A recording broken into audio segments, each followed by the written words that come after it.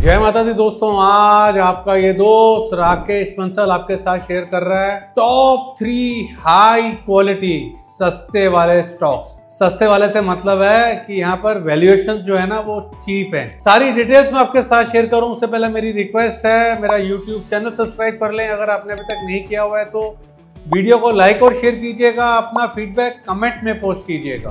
तो दोस्तों, जो पहला हाई क्वालिटी सस्ते वाला स्टॉक है उसका नाम है टाटा टेक्नोलॉजीज। तो मैं आपसे पूछता हूं, क्या ये कोई छिपा हुआ हीरा है? टाटा टेक्नोलॉजीज को देखें तो टाटा ग्रुप का हिस्सा है, दुनिया भर में बड़ी कंपनीज को बेहतर प्रोडक्ट बनाने में मदद करता है टेक्नोलॉजी एंड इंजीनियरिंग के जरिए। टाटा टेक्नोलॉजीज को देखें तो इनका काम बढ़िया चल रहा है, खासकर जब से सॉफ्टवेयर वाली गाड़ियों का जमाना है। पिछले वित्तीय वर्ष यानी कि फाइनेंशियल ईयर 24 में इनकी कमाई यानी कि रेवेन्यू में 16% की अच्छी बढ़त हुई थी और मुनाफा यानी कि प्रॉफिट में 9% की बढ़ोतरी देखने को मिली थी। पिछले वित्तीय वर्ष में इन्होंने 12 बड़े सौदे भी किए और BMW के साथ मिलकर भारत में एक नया काम भी शुरू किया।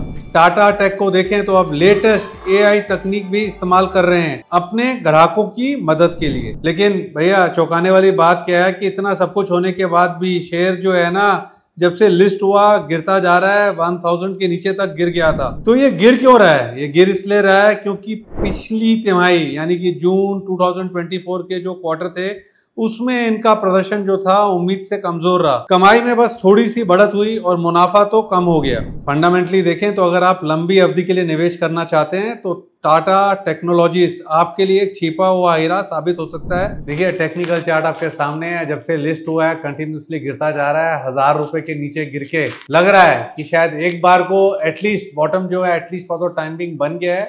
एक अच्छा खासा रिबाउंड मुझे लगता है यहाँ देखने को मिलना चाहिए। और दूसरा, अगर लंबी अवधि का नजरिया बनाते हैं तो टेक्निकली एक चीज लगती है कि down side appears to be cap. देखिए, जो भी मैंने टाटा टेक्नोलॉजीज में आपके साथ शेयर करा ये एक विश्लेषण है, ये कोई खरीदारी की राय नहीं है। खरीदारी करने से पहले एक बार अपनी भी पूरी रिसर्च कर ले। हमारी प्रोडक्ट्स और सर्विसेज की सब्सक्रिप्शन की जानकारी के लिए हमारी वेबसाइट iamrakeshbansal.com पर जाएं। मेंटरशिप सर्विसेज, जिसमें हम लॉन्ग टर्म, मीडियम टर्म और शॉर्ट टर्म डिलीवरी पिक्स देते हैं। ऑप्शन सेगमेंट, स्टॉक और इंडेक्स ऑप्शंस की ट्रेडिंग पिक दी जाती है। फ्यूचर सेगमेंट, जहां पोजिशनल और शॉर्ट टर्म ट्रेडिंग पिक्स देते हैं। इंट्राडे, BTST, इंट्राडे और BTST वाली ट्रेडिंग और ऑप्शन पिक्स दी जाती हैं। कमोडिटीज में हम gold, silver, copper, aluminium, zinc पर ट्रेडिंग की पिक्स देते हैं। अधिक जानकारी के लिए 999-6161-879 पे व्हाट्सएप के माध्यम से संपर्क करें। दोस्तों, जो दूसरा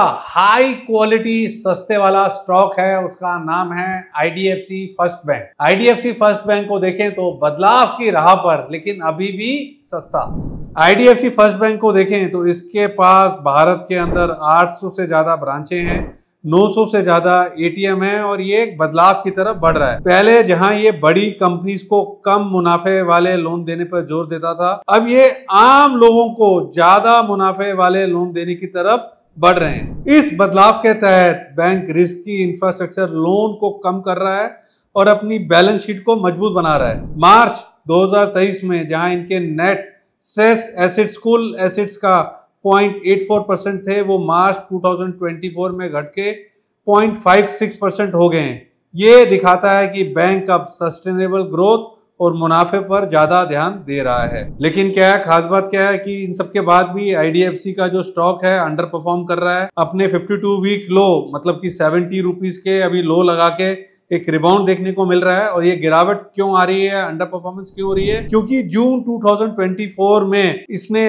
अपना जो रिजल्ट था उम्मीद से कमजोर रहा था। हालांकि बैंक की कुल इनकम बढ़कर 104.1 अरब रुपए हो गई, लेकिन मुनाफा 11.5% घटकर 6.8 अरब रुपए रह गया। इससे निवेशकों का उत्साह थोड़ा कम हुआ। फंडामेंटली देखें तो IDFC फर्स्ट बैंक अपने बदलाव की राह पर आगे बढ़ रहा है और नए क्षेत्रों में विस्तार करने पर ध्यान दे रहा है। हालांकि अभी कुछ चुनौतियां हैं, लेकिन बैंक का भविष्य उज्जवल दिख रहा है, खासकर अगर वो अपने रिटेल बिजनेस को सफलता पूर्वक बढ़ा पाता है। टेक्निकल चार्ट आपके सामने है। सितंबर 2023 में 100 रुपीज के हाई लगाने के बाद स्टॉक ने करेक्शन करी, 70 रुपीज के लेवल्स को टेस्ट करके एक रिबाउंड देखने को मिल रहा है और टेक्निकली देखें तो नीचे में 65-67 सीम्स वेरी गुड सपोर्ट। मुझे लगता नहीं है कि 65-67 के जो सपोर्ट हैं उसको तोड़ के उसके नीचे जाएगा अनटिल अनलेस कोई कुछ big unforeseen happens in entire stock market. तो मुझे तो लगता है IDFC फर्स्ट बैंक एक परफेक्ट कैंडिडेट है to buy on dip, provided आपका जो नजरिया है वो लॉन्ग टर्म हो। और मोस्ट इंपॉर्टेंट क्या है, ये सब एक विश्लेषण है जो मैंने आपके साथ शेयर करा है, कोई खरीदारी की राय नहीं है। अगर आप खरीदारी का नजरिया बना रहे हैं तो एक बार अपनी रिसर्च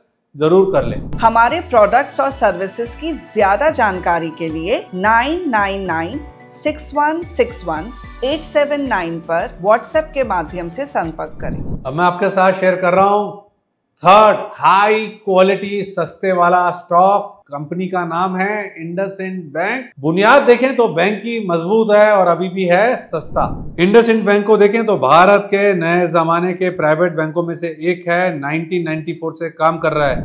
ये बैंक आम लोगों को और कंपनियों को दोनों को सेवाएं देता है। खासकर ऑटो लोन और माइक्रो फाइनेंस में इसकी अच्छी पकड़ है। बैंक ने अपनी एसेट क्वालिटी में काफी सुधार किया है। 2024 में इसके नेट NPA कुल लोन का सिर्फ 0.57% थे, जो कि पहले से काफी कम है। बैंक ने अपने नेटवर्क को बढ़ाया है और पिछले 4 साल में 1000 से ज्यादा नई ब्रांचें खोली हैं। इसके बावजूद भी इंडसइंड बैंक बैंकिंग को अंडर परफॉर्म कर रहा है, ब्रॉडर मार्केट्स को अंडर परफॉर्म कर रहा है। क्यों कर रहा है? क्योंकि जून 2024 के तिमाही में बैंक का प्रदर्शन उम्मीद से कमजोर रहा। हालांकि बैंक का मुनाफा बढ़कर 21.7 अरब रुपए हो गया, लेकिन लोन देने में सावधानी बरतने की वजह से लोन में बढ़त कम रही और मुनाफे का मार्जिन भी थोड़ा घटा। इसके अलावा माइक्रो फाइनेंस और व्हीकल फाइनेंस में कुछ सुस्ती देखने को मिली। तो क्या ये इंडसइंड बैंक को खरीदने का अच्छा मौका है? इंडसइंड बैंक अब सिक्योर्ड लोन और नए क्षेत्र जैसे कि होम लोन, ट्रैक्टर लोन आदि पर ध्यान दे रहा है। हालांकि अभी कुछ चुनौतियां हैं, लेकिन बैंक का भविष्य उज्जवल दिख रहा है, खासकर अगर वो इन नए क्षेत्रों में सफलतापूर्वक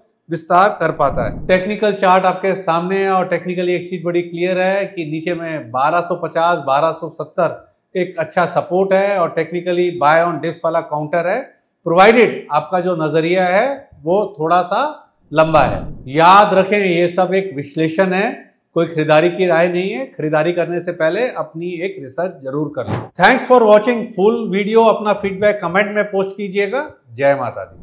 Investment in securities market are subject to market risk. Read all the related documents carefully before investing. Past performance does not guarantee future return.